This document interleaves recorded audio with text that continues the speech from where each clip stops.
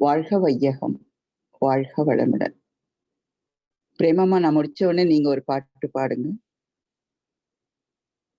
ஓரறிவு முதலாய் ஆறறிவு பெற்ற உறவு கருத்தொடர் மூலம் நீடித்து ஓங்கி சீரறிவு படிப்படியாய் புலன்கள் மூலம் சிறப்படைந்து சிந்தனையாய் உயர்ந்த போது பேரறிவாய் இறை உணரும் பேறு பெற்றோம். பிறப்பு இறப்பெனும் கடலை கடக்க ஏற்ற பிறப்பு இறப்பெனும் சுழலை கடக்க ஏற்ற நேரறிவு வாழ்வில் நல் ஒளியாயாற்ற நினைந்து நினைந்தக மகிழும் நிறைவில் உள்ளோம். நினைந்து நினைந்தக மகிழும் நிறைவில் உள்ளோம். வாழ்க வளமுடன். பிரேமம்மா.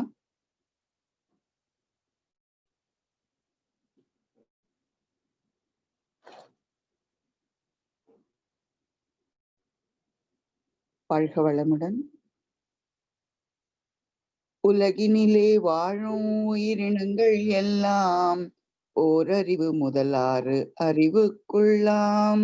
உலகினிலே வாழும் உயிரினங்கள் எல்லாம் ஓரறிவு முதல் 6 அறிவுக்குள்ளாம். பலவும் ஒளி ஒளியுர் ருசி மனமூறு என்ற பஞ்ச உணர்ச்சிகளுக்குள் அடங்கினாலும் நலம் தீது யூக காரணங்கள் யூக நல்லாற்றலெனும் 6ஆம் அறிவு மட்டும் நிலமீது மாந்தர்க்கே உரித்தாம். நிலமீது மாந்தர்க்கே உரித்தாம். பிரேமம்மா பண்ணுங்க. வாழ்க வளமுடன்ப்பா. நன்றிப்பா.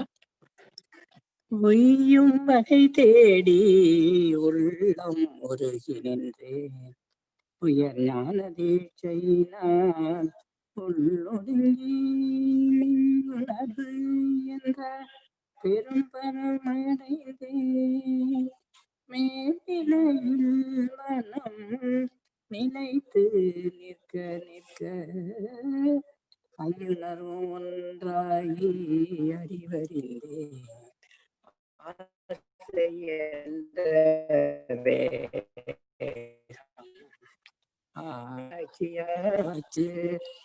செய்தொழில்களில் கடமை உணர்வு பெற்றே சிந்தனையில்லாது பல விளக்கம் கண்டேன். உய்யும் வகை தேடி உள்ளம் உருகி நின்றே.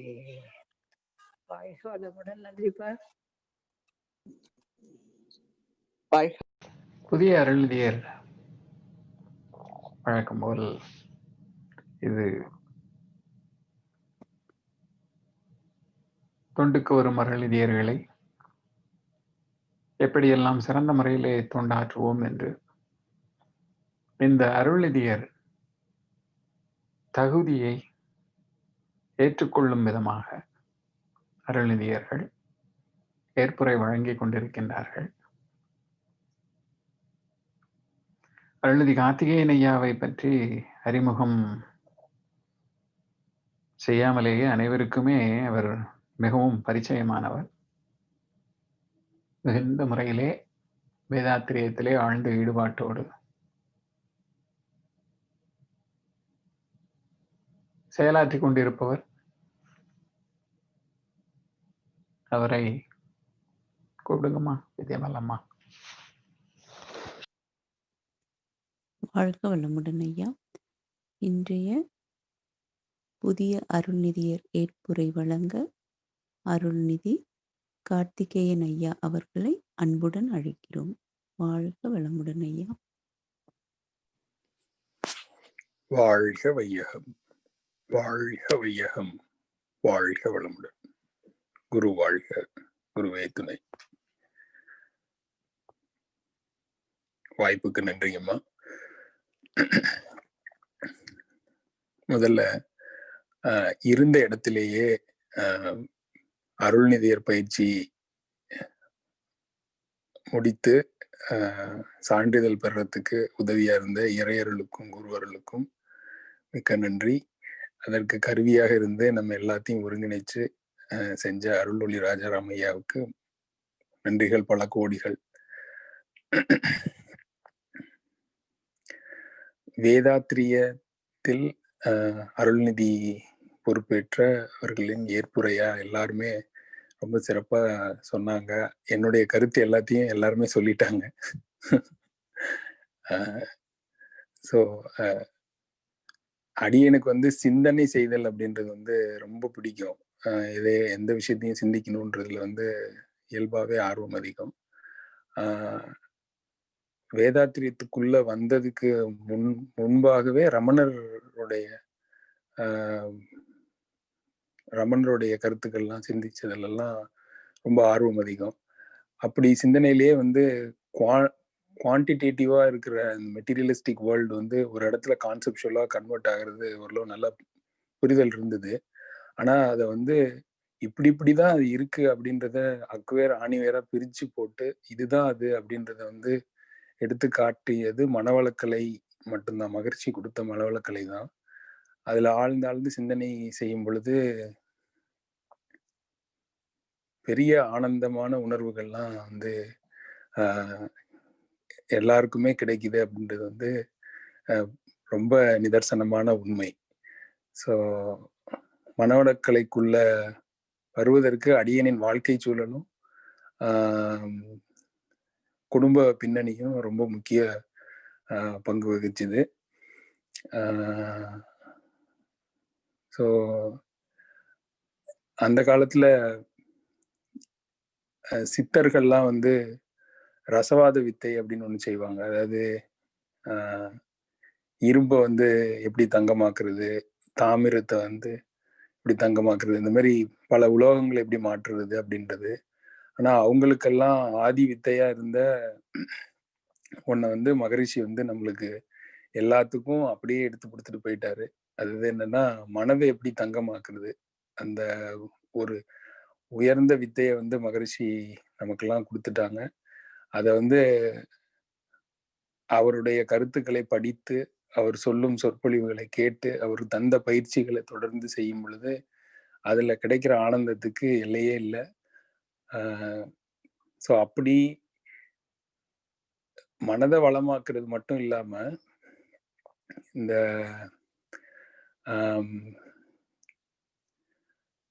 மேடையில ஏத்தி வச்சு அழகு பார்க்கறதுன்னு சொல்லுவாங்க. அந்த மாதிரி மகான் வாழ்ந்த காலத்திலேயே தன்னை போலவே பல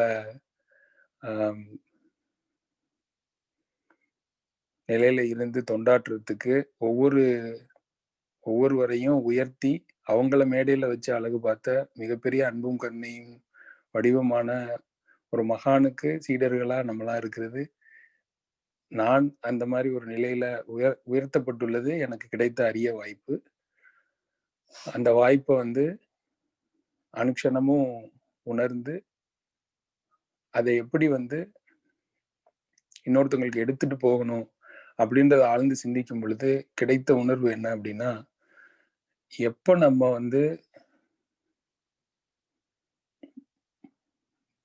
ஒவ்வொரு தருணத்திலையும் மகானை விட்னஸ் பண்றோமோ, அதாவது வேதாத்திரியத்தின் அல்லது வேதாத்திரி மகரிஷி அருளிய மனவளக்கலைக்கு ஒவ்வொரு வாழ்வியல் நிகழ்வுகள் ஒவ்வொன்றிலையும் நம்மளை எப்படி சாட்சியா நிறுத்தி பார்க்க முடியுதோ அப்போதான் நம்ம வேதாத்திரியனாவே வாழ்றோம் அப்படின்றதுக்கு பொருளா அடியேன் கருதுறேன். அந்த நிலை நம்மளுக்கு வாய்க்க பெற்றுட்டாலே அது இன்னொருத்தவங்களுக்கு எடுத்துட்டு போறதுல எந்த சிரமமும் இருக்காது. ஸோ இவ்வளவு தூரம் இவ்வளவு காலம் மகான் எப்படி கருமையத்திலிருந்து நம்மளுடைய ஒவ்வொரு செயல்களையும் தீட்சை பெற்ற காலத்திலிருந்து நம்ம கருமையத்திலிருந்து எப்படி ஒவ்வொரு செயல்களையும் கண்காணித்து நம்மளை வழி நடத்திட்டு இருக்காரோ, அதே மாதிரி இதுக்கப்புறமா என்னென்ன நிகழணுமோ அதையும் இறைவனாகவே வந்த குரு நம்மளை வழி நடத்துவாரு அப்படின்ற அசைக்க முடியாத தீர்க்கமான நம்பிக்கையோடு வேதாத்திரியத்தை முன்னெடுத்து செல்றதுக்கு எல்லா விதமான வாய்ப்புகளும் இறையர்களும் குருவர்களும் நம்ம எல்லாத்துக்கும் அமைத்து தரும் அப்படின்றத மகிழ்வோடும் நெகிழ்வோடும் தெரிவித்து எனக்கு தந்த இந்த வாய்ப்பினை நிறைவு செய்கிறேன். வாழ்க வளமுடன். வாழ்க வளமுடன். வாழ்க வளமுடன். நன்றிங்கம்மா. வாழ்க வளமுடன் ஐயா. அம்மா ஆனந்தி அம்மா ஐயா பற்றி. வாழ்க வளமுடன். அற்புதமான தெளிந்த உரை.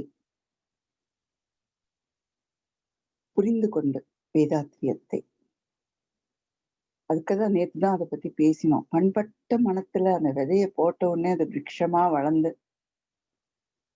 நமக்கும் பயனளித்து பிறருக்கும் பயனளிக்கக்கூடிய அந்த தன்மையாக மாறக்கூடியது அருள்நிதியர் ஒவ்வொருவருடைய அந்த அனுபவ உரையிலும் தெரிகிறது. ஐயா ரொம்ப அழகா சொன்னாங்க. குரு நம்மிடம் இருந்து அந்த ரசவாத வித்தையை புரிந்து அவர் கொடுத்த அந்த அரியாசனம், யார் தருவார் இந்த அரியாசனம்ன்ற மாதிரி அந்த அரியாசனம் நமக்கு அளிக்கப்பட்டிருக்கின்றது.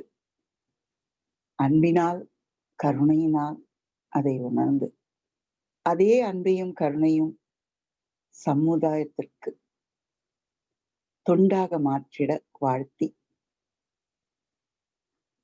கார்த்திகேயன் ஐயாவை வாழ்த்தி மகிழ்கிறேன். புத்தர் நமக்கெல்லாம் தெரியும். அவருடைய வாழ்க்கை முறை அரண்மனையில ஒரு ராஜாவுக்கு பிறந்தவர். சித்தார்த்தர் என்று பெயர். அவருடைய அப்பா சின்ன வயசுலயே அவருடைய ஜாதகத்தை கணிக்கிறாரு. கணிக்கும் போது தெரிந்து விடுகிறது இவர் துறவுக்கான ஜாதக அமைப்பை பெற்றுள்ளார் என்று. அதனால அவரை எப்படி வளர்க்கிறார் அப்படின்னு சொன்னா, கோடை காலத்துல ஒரு அரண்மனை குழு குழு குழுன்னு இருக்கிற மாதிரி, குளிர்காலத்துல ஒரு அரண்மனை அந்த குளிரே தெரியாத மாதிரி. அந்த காலத்துல கட்டட அந்த துறையில எல்லாம் அப்படி ஒரு வல்லுநர்கள் இருந்திருக்கிறார்கள். இந்த பையனை வெளியிலேயே விடல. காம்பவுண்ட் சோருக்கு வெளியே அவனுடைய இது இல்லாம மாற்றி மாற்றி மாற்றி பாதுகாப்போட உலகத்தை அவன் தெரிந்து கொண்டு விடக்கூடாது என்ற அந்த பாதுகாப்பு உணர்வோட அவனை வளர்க்கிறாரு. கல்யாணம் பண்றாரு. குழந்தையும் பிறக்கின்றது. ஒரு நாள் அமைச்சருடன் வெளியே போகக்கூடிய ஒரு சூழல் புத்தருக்கு அமைகின்றது. போறாரு. போனா ஒரு வயோதிக ஒரு அன்பரை பார்க்கின்றார். இது என்ன இவர் இப்படி இருக்காரே அப்படின்னு மந்திரி கிட்ட கேட்கிறாரு. இது வயசானா எல்லாருக்குமே இந்த தள்ளாமை, தோல் சுருங்கி, கண் இடுங்கி எல்லாமே வரும் அப்படின்னு மந்திரி வர்ணிக்கிறாரு அந்த முதுமையை பற்றி. எனக்கு கூட இது வருமா? ஆமா வரும். என்னோட அழகான மனைவி, இளம் மனைவி, அவளுக்குமா? ஆமா, எல்லாருக்கும் இது உண்மை, நிஜம். காலம் என்ற தன்மையில உடல் மாற்றத்துக்குரியது. இன்னும் கொஞ்சம் தூரம் போறாங்க. ஒரு மரணம் ஊர்வலம் பார்க்க நேரடி இருந்தது. இது என்ன, உடம்பை இப்படி கடத்தி எடுத்துட்டு போறாங்க. உடம்பிலிருந்து உயிர் பிரிந்து விட்டது. உடனே புத்தருக்கு தன்னை நிறுத்தி பார்க்கின்றார்.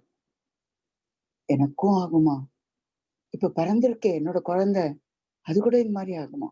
ஆமா, அதுவும் தவிர்க்க முடியாது வாழ்க்கையில.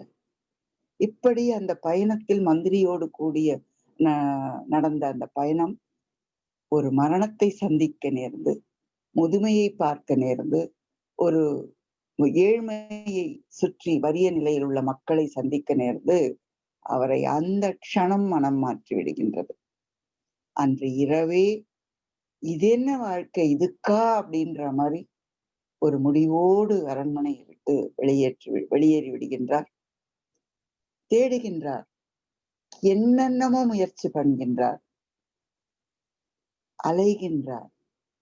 கடைசியாக ஒரு மரத்தின், போதி மரம் என்று சொல்லக்கூடிய மரத்தின் கீழ் அமர்ந்த போது வெளியே தேடுவதற்கு ஒன்றுமே இல்லை, அனைத்தும் அகத்திலே உள்ளது என்பதை உணர்ந்து கொள்கின்றார். அந்த நிலையில தான் புத்தருக்கு போதி மரத்தில் ஞானம் கிடைத்தது என்பார்கள். அப்படி நாம் எல்லாம் எங்கெங்கேயோ தேடி, சுவாமிஜி அந்த பாட்டுல சொல்லியிருப்பாங்க, அந்த இன்று நான் நிறைவு பெற்றேன் பாட்டுல தேடி ஓடி நாடி அலைந்து அலைந்து அலைந்து அலைந்தமான்னு தெரியாது, வாழ்க்கை துன்பங்களை சிக்கிக்கிட்டு அலைஞ்சோம். இதுல இருந்து வழியே இல்லையான்னு தேடினோம். வழி காட்டப்பட்டது. கடவுள் சிலைகளை காட்டி அங்க போய் வணங்குங்க, அங்க போய் நேர்த்தி கடன் பண்ணுங்க, அங்க போய் உண்டியல்ல போடுங்க, அதுல வேண்டிக்கிட்டு மொட்டை அடிச்சுக்கோங்கன்னு இப்படி வழிகாட்டுதல் தொடர்ந்தது. ஆனாலும் மனம் நிறைவடைவில்லையே. அந்த தன்மையில தான் நமக்குள்ளாக நாம ஏதோ ஒரு புண்ணியம், எப்பவுமே சொல்ற மாதிரி தாய் தந்தையரோ தாத்தா பாட்டிகளோ தாத்தாக்கள் பாட்டிகளோ அவருடைய தாத்தாக்களோ யாரோ ஒருவர் இந்த ஞானத்தை தேடி அலைந்த அந்த கருமையத்துல அடக்கமாக பெற்ற அந்த பதிவு நம்முள் வெளியாகி அற்புதமான ஒரு குருவை கிடைக்க வைத்து இந்த அளவுக்கு பயிற்சி முறைகளாக உடலுக்கு இத்தனை விளக்கம். போன வாரம் கூட பார்த்தோம் சாயங்காலம் அந்த தமிழ் தவ வகுப்புல இந்த உடலை பற்றி அந்த நுணுக்கங்களை பற்றி விவரிக்க விவரிக்க விவரிக்க அந்த 4448 நோய்களுக்கும் காரணமாக உள்ள அந்த உடல் தன்மையை எப்படி போற்றுவது, எப்படி பாதுகாப்பது? ஒண்ணும் இல்லை, அந்த 3 ஓட்டத்தை சரி பண்ணா போதும். சுவாமிஜியோட எளிய முறை விளக்கம். ரத்த ஓட்டம், வெப்ப ஓட்டம், காற்றோட்டம். அதுதான் செல்களுக்கு இடையில ஓடி ஓடி ஓடி ஓடி ஓட முடியாம இருக்கிறப்போ நோயா மாறுது, நோய் குறிப்பா மாறுது, நோயா மாறுது, நோய் முற்றிய நிலையில மாறுது. அப்ப அந்த ஓட்டத்தை சரி செய்யக்கூடிய ஒரு 30 நிமிஷம் ஒரு நாள்ல இருக்கிற 24 மணி நேரத்துல ஒரு 30 நிமிஷம் நமக்காக உணர்ந்து, அதுவே ஒரு தவம். கைய மேல தூக்கும் போது கவனம் மேல தூக்குற கையிலயும் அந்த அதுக்கு அசைவுக்கு காரணமா இருக்கிற அந்த ஜாயிண்ட்லயும் இருக்கணும், ஷோல்டர் ஜாயிண்ட்லயும். அப்படி விரல்களை நேர வைக்கிறமா கவனம் இருக்கணும். திருப்பி இறக்கும் போது கையோடு மனம் கீழே வர வேண்டும்.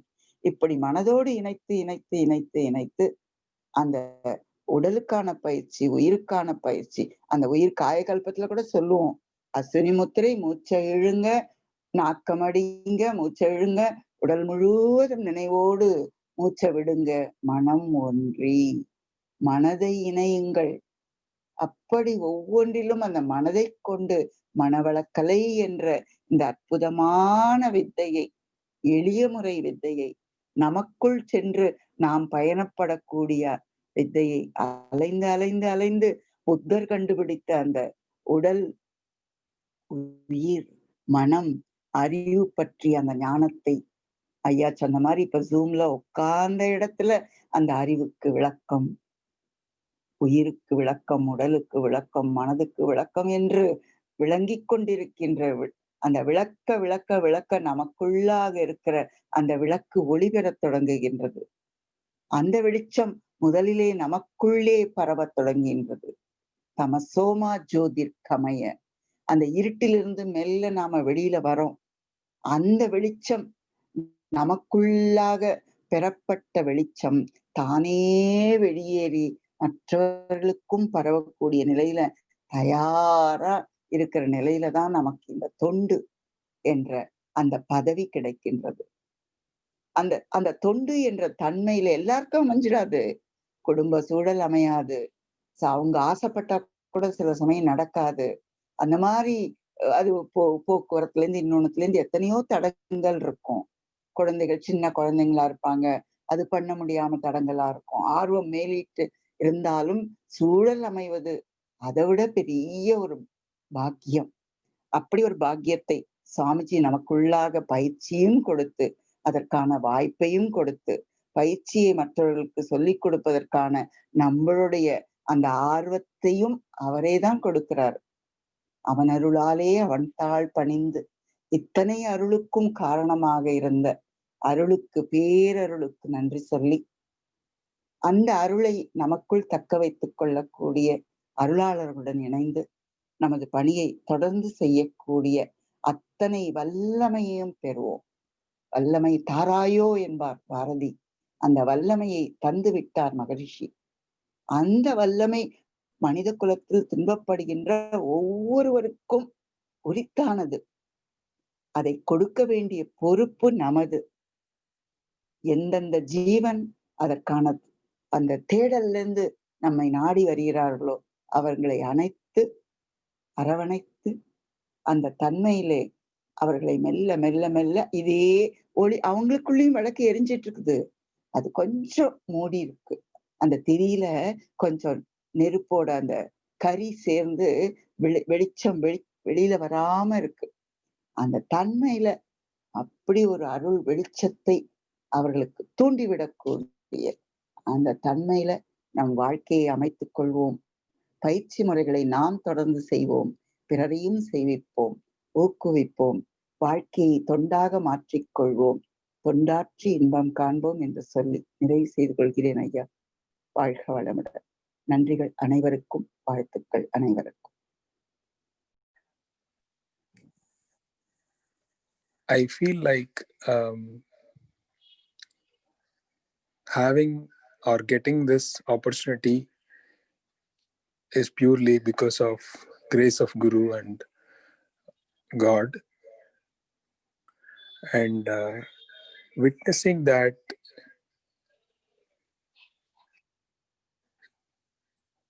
moment is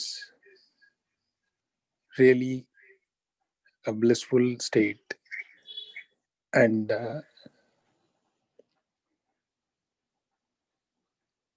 thinking through that back will go to the mindless state, and we are getting all this because of the grace of Guru, who give us this opportunity to understand how we keep our mind as a pure consciousness. I would like to thank our Guru and the God who give us this. By its pure natural initiation, we got the state. And I thank Aruloli Rajaram Ayya to help us attend the course, understand the importance of it, and getting the practice of how to do initiations.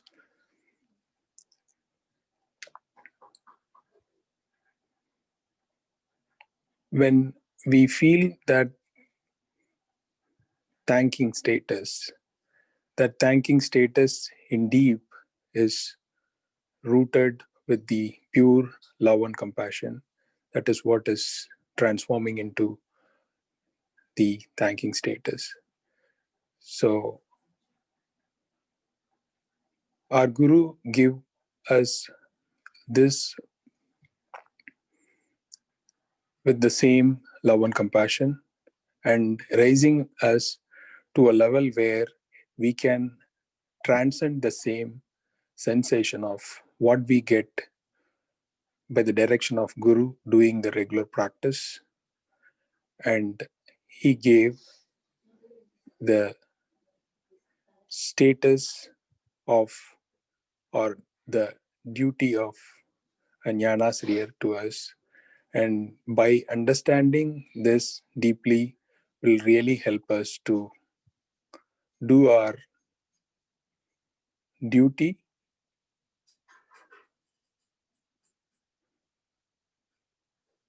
from the deeper sensation of our pure consciousness. When we try to explain it with our mind, even the mind knows how to connect or how to deeply root itself in the pure consciousness. And by doing that practice, the mind itself is a pure consciousness, which is in a motion.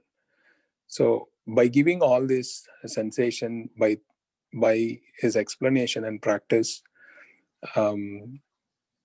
and make us do this practice regularly and get us this understanding, is because of purely Guru.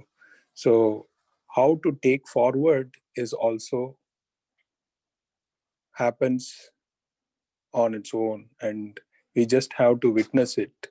When we witness the love and compassion of our Guru, the same love and compassion is what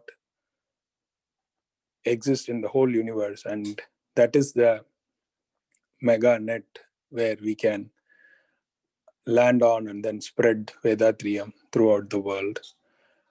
I hope our Guru and God's grace be with us to proceed further as how we did in the past and how we are doing it in the present. Thank you so much for the opportunity, Amma. Be blessed by the divine. Thank you, Ayya. Be blessed by the divine. Anita Karupasamy Amma, can you share your experience, Amma? Be blessed by the divine. I think most of all our new Arulnidhiyars gave all our thoughts, and as Karthikeyan said, like we should. There are so many things which we have to learn and take and guide all of our aspirants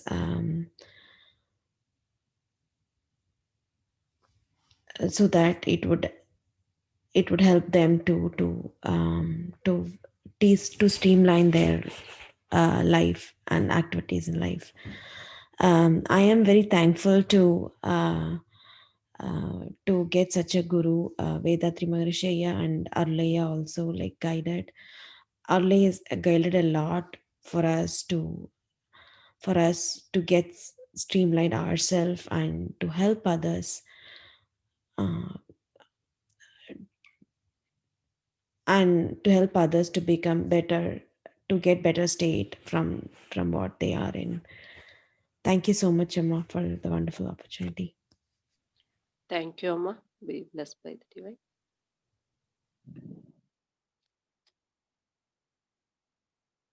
Here, and now we are getting more responsible.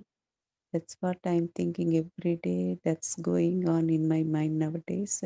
How I should improve myself to do this service like that. I keep on thinking. Yesterday I came to see a quote like we transferred what we read.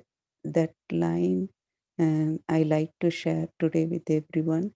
So what I'm thinking is we have to keep reading our Guru's poems, like most of our like aspirants are doing that. And that's what I'm thinking every day. We have to read our Guru's, like all that books what he had given. And those books and poems, at least one page, we have to read in depth, take it to ourselves, into our mind. By reading it, it will be like in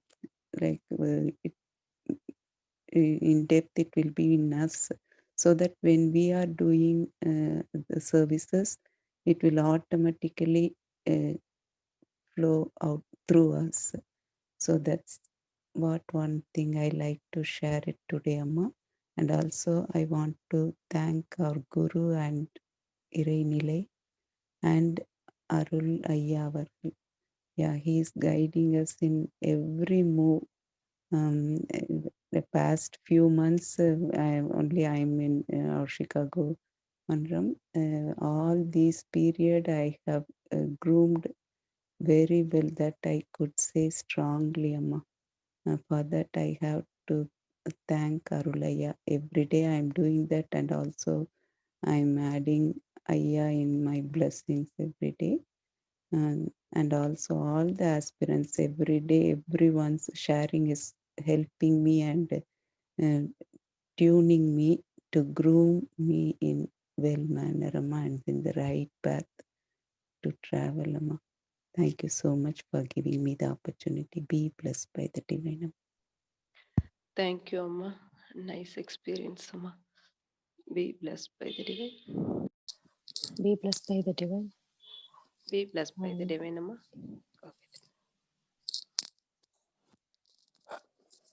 Be blessed by the divine.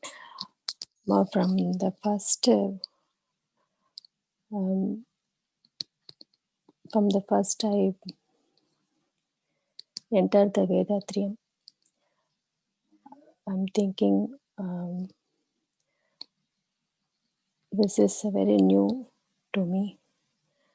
I did in my school times, I joined this Vedatrium, but I didn't complete. I didn't continue my meditation. I stopped. After coming here, Chicago, I started this meditation center is here. This Arulaya is conducted the center. Then my brother Senthil, he is in Florida center. He guided me to join this center, this Chicago center. Then after joining, I knew new friends, and I got new friends, and I got new teachers to guide me very nicely and kindly. Particularly, I say that Arulaya and Anandi Amma, Purnima Amma, so many teachers are teaching me very kindly and open-hearted. They are given me guidance to how to take meditation and everything. This is very blessed, Amma.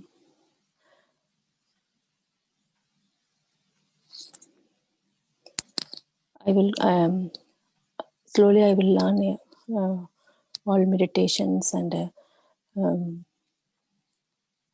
I will serve the society how much I possible, Amma. How much I can possible. Thank you, Amma, for sharing my thoughts. Be Thank you, blessed by Amma. the divine, Amma.